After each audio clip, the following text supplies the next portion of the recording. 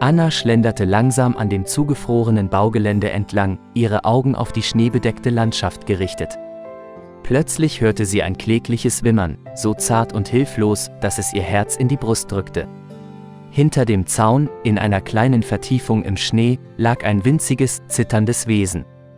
Ein Welpe, nicht größer als ein Eichhörnchen, mit großen, ängstlichen Augen und einem Fell, das so weiß wie frisch gefallener Schnee war. Anna versuchte, das kleine Ding zu erreichen, aber der Zaun war unüberwindbar. In Panik griff sie nach ihrem Handy und rief ihren Mann, Michael, an. »Schatz, komm schnell. Hier ist ein Welpe, ganz allein am Baugelände, und ich komme nicht rüber.« Michael, ein pragmatischer Mann, war zunächst skeptisch. »Anna, wir haben doch schon 2 Katzen. Was soll ein Welpe hier?« Doch Anna bestand darauf. »Bitte, Michael, der arme Kleine ist so winzig und alleine. Wir können ihn doch nicht einfach dort zurücklassen.« Michael gab schließlich nach, und wenig später standen sie beide am Bauzaun.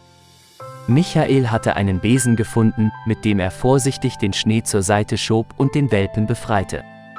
Das kleine Ding war so dünn, dass man seine Rippen deutlich sah, und es kroch ängstlich in Annas Arme.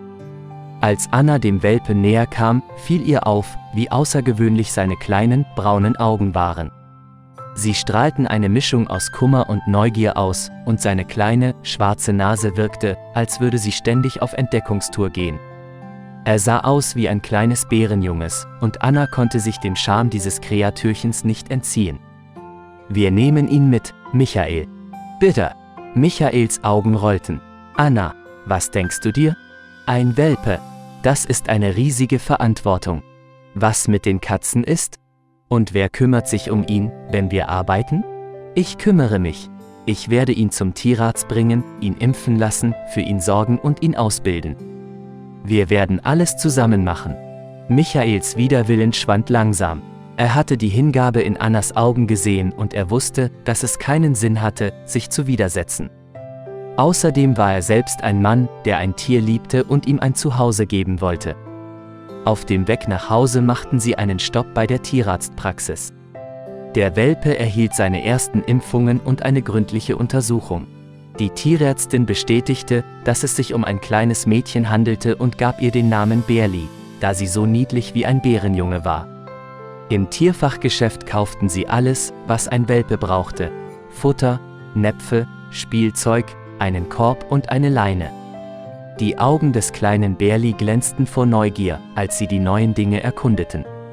In den nächsten Wochen entpuppte sich Berli als ein verspieltes und neugieriges Tier.